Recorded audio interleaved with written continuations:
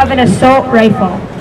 An AR-15 was used to murder 14 of my fellow classmates, peers, and friends, as well as 3 coaches and teachers.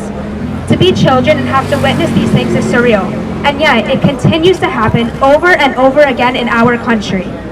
My sister, who was aged at 14, as well as many others, had to watch their close friends end their cries of help and bleed to death because a child was able to attain a weapon of war. The use of this weapon turned my comforting school, where I have grown and enjoyed these past 4 years, into a place of fear and death, a war zone for murder. The aftermath of this massacre only emphasizes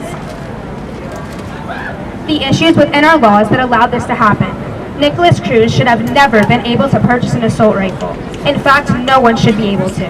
As I reflect each day on the pain my peers and I have endured from this event, I am angry.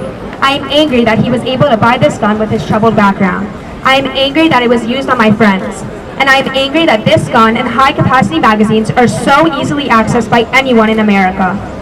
This is something we all must fight for change on, because not one individual should ever have to witness and experience what we all did that day. The repetition of these deadly shootings only shows the corruption of our government regarding guns and reform. These mass killings are striking our country repeatedly, and only this year, in 2018, there have been over 30 mass shootings.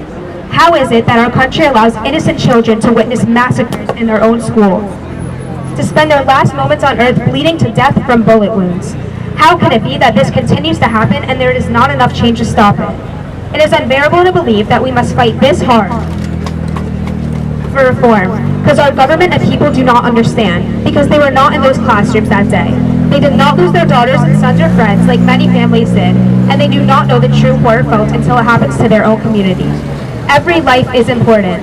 Every child has a future that they deserve to live. Every child should be able to go to school to get an education and return that home that night alive.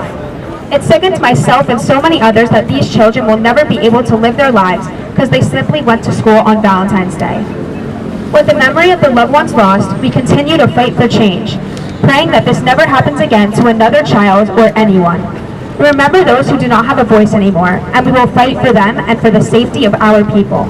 We must focus on 3 points: to ban weapons of war, ban high-capacity magazines, and to strengthen background checks, so that this does not happen again to anyone. The only way that can be done is if everyone votes. Let us march for our lives, never again.